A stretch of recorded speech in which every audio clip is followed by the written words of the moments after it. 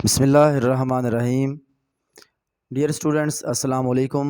आज की इस वीडियो में हम मैथमेटिक्स क्लास नाइन्थ और इसकी एक्सरसाइज 5.3 इसके 3 क्वेश्चन हमारे रहते थे। क्वेश्चन नंबर 7, 8 एंड 9। क्वेश्चन नंबर 7 की हमारे पास स्टेटमेंट है, the polynomial x cube plus l x square plus m x plus 24 has a factor x plus 4 and it leaves a remainder of 36 when divided by x minus 2. Find the value of L and M. ये हमारे पास polynomial है और x plus 4 इसका factor है और ये हमें reminder देता है 36 जब हम इसको x माइनस 2 पे डिवाइड करते हैं। तो हमने अल्टीमेटली यहाँ पर L एंड M, ये जो L है और ये M है, इसकी वैल्यूज़ फाइंड करनी है। तो चलते हैं इसके सोल्यूशन की तरफ। सोल्यूशन इसका है फॉर x प्लस 4। अब दो हमारे पास इसके फैक्टर हैं, एक x प्लस 4 है और एक x माइनस 2 है। पहले हम इसके दो केस बनेंगे।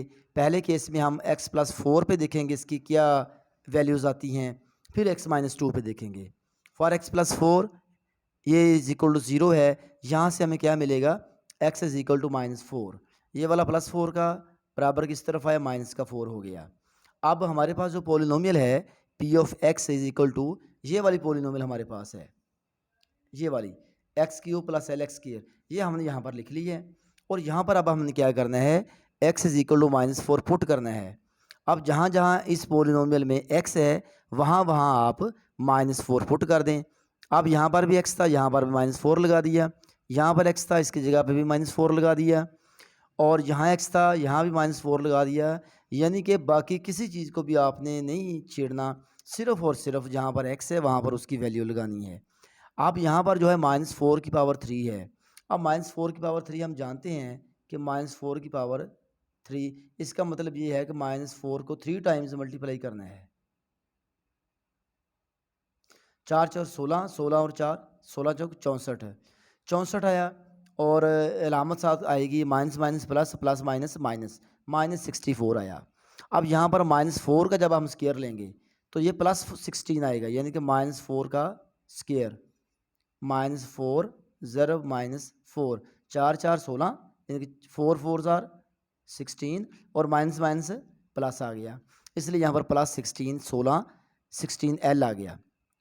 ठीक है जी, माइनस 4, ये वाला माइनस और प्लस माइनस हो गया और 4m हो गया साथ इसके, ठीक है। और 24 एज इट इज़ नीचे आ गया। अब माइनस 64 है ये वाला और ये 24 है, दोनों को हमने किया ऐड। ये माइनस का, ये प्लस का, माइनस प्लस माइनस, और 64 में से 24 निकले तो बाकी बचे हमारे पास minus 40, plus 16L as it is, minus 4m as it is नीचे आ गया।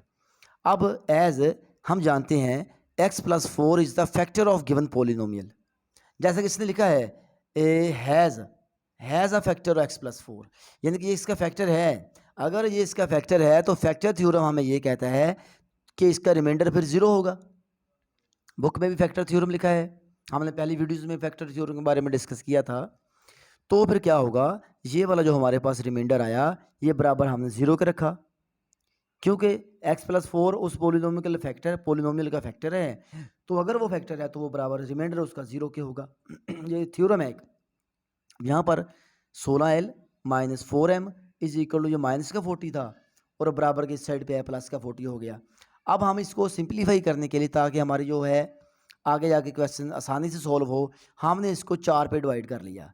ये अगर आप 4 पे डिवाइड ना भी करें तो भी ये क्वेश्चन सॉल्व हो जाएगा, लेकिन हमने आसानी के लिए, ताकि रकम छोटी हो और आगे जाके सोल्यूशन में आसानी हो, इसलिए हमने इसको पूरी जो मसावात है इसको 4 पे डिवाइड कर दिया। 16L को भी 4 पे डिवाइड किया, 4m को भी 4 पे डिवाइड किया, 40 को भी 4 पे डिवाइड कर दिया, और काट कटा के हमारे पास आया 4L minus m is equal to 10। इसको हमने मसावात नंबर 1 का नाम दिया। अब हमारे पास क्या है, अब यहाँ तो था x प्लस 4 की, अब x माइनस 2 का हम करेंगे। For x minus 2 is equal to 0, वही है x इज इक्वल टू 2, ये माइनस का 2 इधर आ गया, प्लस का 2 हो गया। अब यहाँ पर है पोलिनोमियल वही है, x cube plus l x square plus m x plus 24। अब put x is equal to 2, ये जो हमारे पास x इज इक्वल टू 2 आया, इस पोलिनोमियल में पुट कर दें, जहाँ जहाँ x है वहाँ वहाँ 2 पुट कर दें। हमने जहाँ जहाँ x है वहाँ वहाँ 2 पुट किया। 2 की पावर 3 8 होता है, 2 की पावर 2 4 होता है, और 2 को m से मल्टीप्लाई किया 2m, और ये हमारे पास 24 एज इट इज़ नीचे आ गया जी। अब इसको हम सॉल्व किया, ये हमारे पास आया एज, यहाँ पर क्या लिखा है, as remainder in this case is 36, ये इस क्वेश्चन में लिखा है, it leaves the remainder of 36 when divided by x minus 2। जब x माइनस 2 पे हम रखते हैं, डिवाइड करते हैं, तो 36 रिमाइंडर आता है, ये उसने स्टेटमेंट में लिखा है।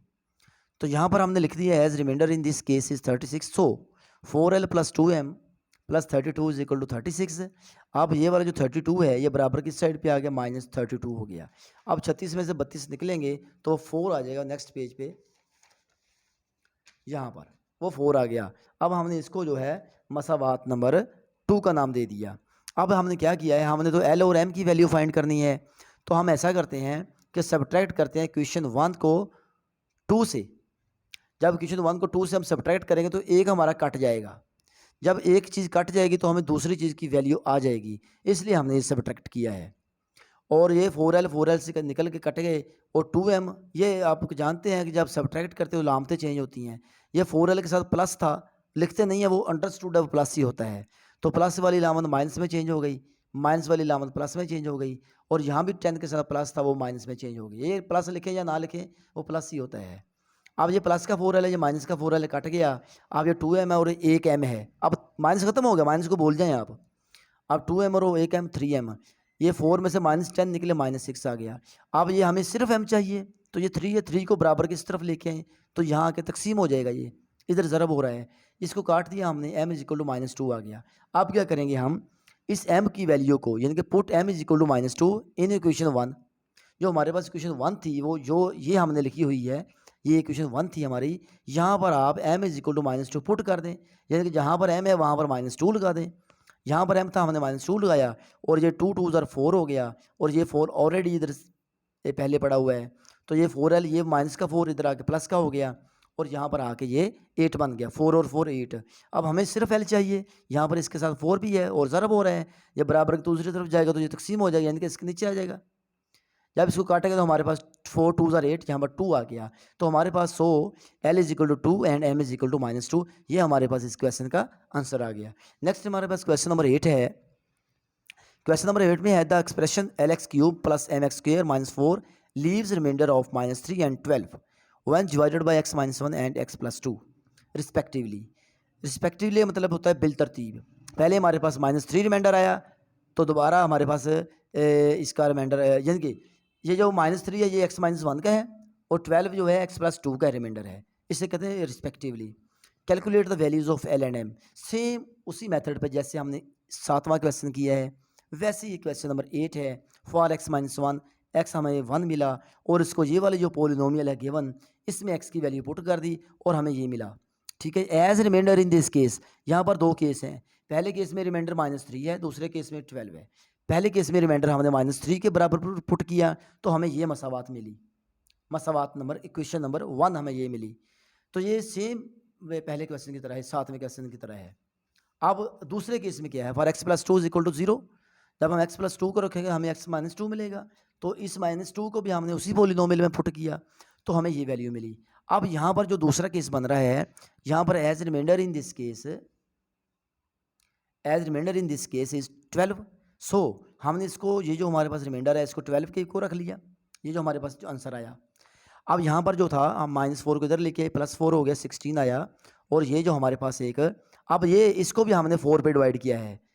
ये इसलिए हमने डिवाइड किया है ताकि हमारी रकम छोटी हो जाए और हमें जो है सॉल्यूशन करने में आसानी हो जाए जी। तो यहाँ पर हमने इसको सारी को बोथ साइड पे 4 पे डिवाइड कर दिया, इसको भी 4 पे डिवाइड किया, इसको भी 4 पे डिवाइड किया, और कट कटा के हमारे पास आया -12 plus m is equal to 4, और इसको हमने 2 का नाम दे दिया। अब हमने l और m की वैल्यू फाइंड करनी है, तो हम चाहते हैं कि दोनों जो मसावातें हमारे पास आई हैं, इक्वेशन 1 और इक्वेशन 2, इनमें से कोई एक कट जाए, या l कट जाए या m कट जाए, क्योंकि दोनों में से जब एक कट गया तो हमें एक ही वैल्यू मिल जाएगी। फिर वो वैल्यू हम किसी इक्वेशन में भी हम लगा के दूसरी m की वैल्यू या में निकाल सकते हैं। यहाँ पर हमने सब्ट्रैक्ट किया है इक्वेशन 1 को फ्रॉम 2 से, 2 वाली ऊपर लिखनी है, 1 वाली नीचे लिखनी है। ये लामतें चेंज हो गई और ये एम कट गया, -3l, ये -2l और एक l, 3l बराबर 3। यहाँ से l हमें मिला -1। अब इस l -1 को पुट कर दिया हमने इक्वेशन 1, ये वाली जो हमारे पास इक्वेशन 1 थी, इसमें l की वैल्यू पुट की है। वो इक्वेशन 1 हमने दोबारा यहाँ लिखी है, l की जगह पे -1 पुट किया और यहाँ m हमें मिला 2। तो so l is equal to हमारे पास -1 आ गया and m is equal to हमारे पास 2 आ गया। तो चलते हैं जी नेक्स्ट हमारे पास क्वेश्चन नंबर 9 है। क्वेश्चन नंबर 9 की स्टेटमेंट आपके सामने है। The expression ax³ - 9x² + bx + 3a is exactly divisible by x² - 5x + 6। Find the value of a and b। ये भी वैसे ही क्वेश्चन है लेकिन थोड़ा सा इसमें डिफरेंस है। वो डिफरेंस ये है कि यहाँ पर हमें फैक्टर नहीं दिए। जो पहले हमने जितने भी क्वेश्चंस किए हैं उनमें हमारे पास फैक्टर होते थे, यानी कि हमारे पास जैसे यहाँ पर इस क्वेश्चन में हमारे पास ये था x-1 और x+2।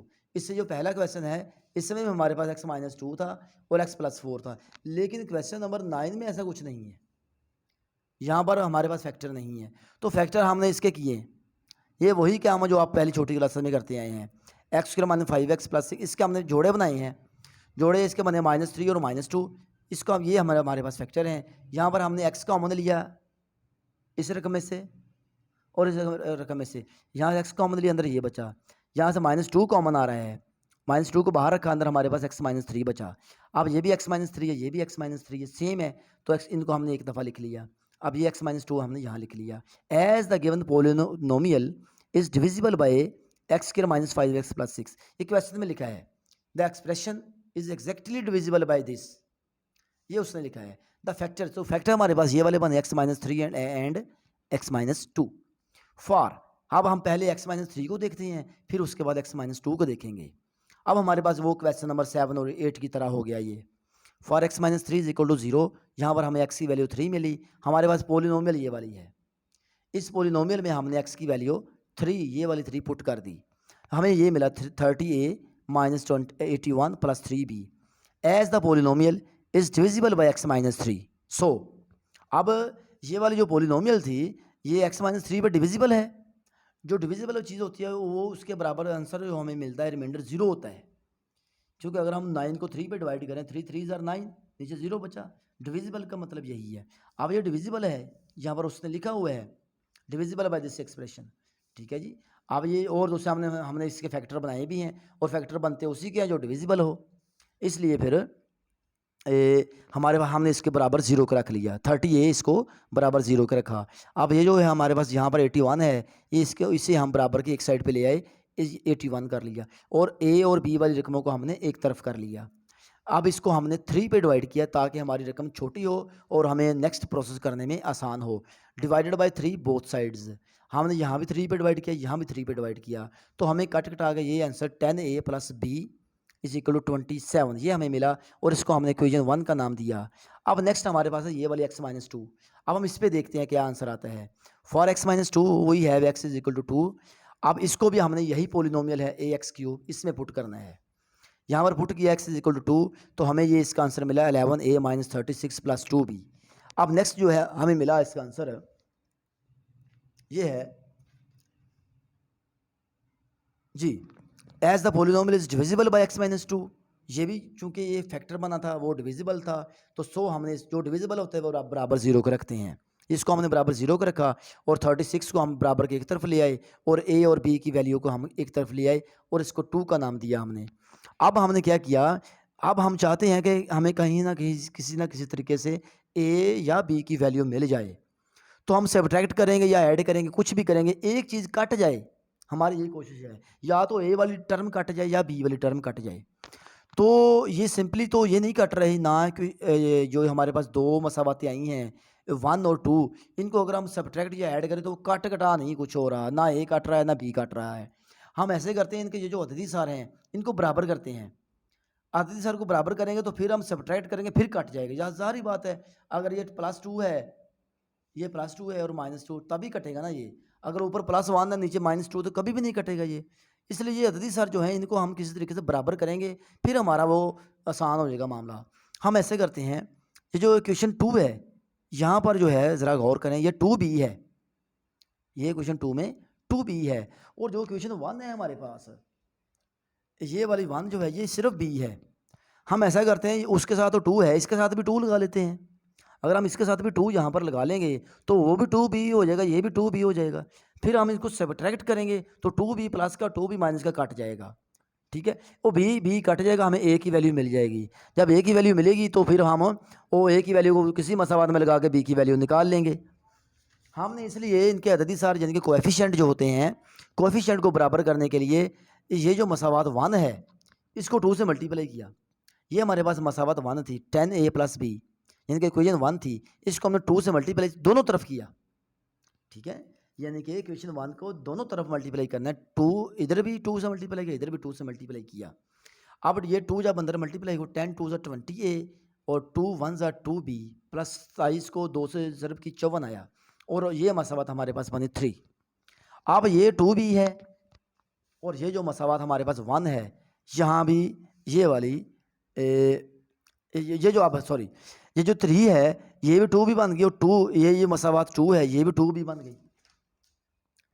ये जो मसावत 2 है यहाँ भी 2 भी है, ये देखें, और 3 इसमें भी 2 भी है। अब हम ऐसा करते हैं, सब्ट्रैक्ट इक्वेशन 2 फ्रॉम इक्वेशन 3, यानी 2 को 3 से सब्ट्रैक्ट कर देते हैं। हमने 3 ऊपर लिखी, ये वाली जो मसावत है, ऊपर 2 को नीचे लिख दिया। जब सब्ट्रैक्ट करते हैं तो साइन चेंज होते हैं, ये प्लस का माइनस का, प्लस का माइनस का, प्लस का माइनस का हो गया, ठीक है जी।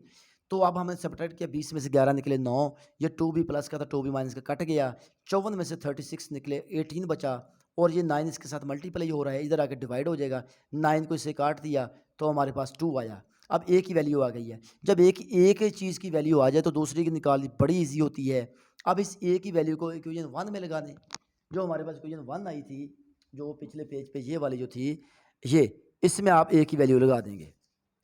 अब put a is equal to in equation 1, equation 1 हमारे पास ये रही, इसमें ए की जगह पे 2 लगाया, और 10 को 2 से मल्टीप्लाई कर 20 आया, 20 को इधर लेके आए, माइनस हो गया, 27 में से 20 निकले 7 आया, तो अल्टीमेटली हमारे पास ए इज इक्वल टू 2 और बी इज इक्वल टू 7 आया। और ये 5.3 का लास्ट क्वेश्चन था। इससे नेक्स्ट हम 5.4 जो नेक्स्ट वीडियो में करेंगे।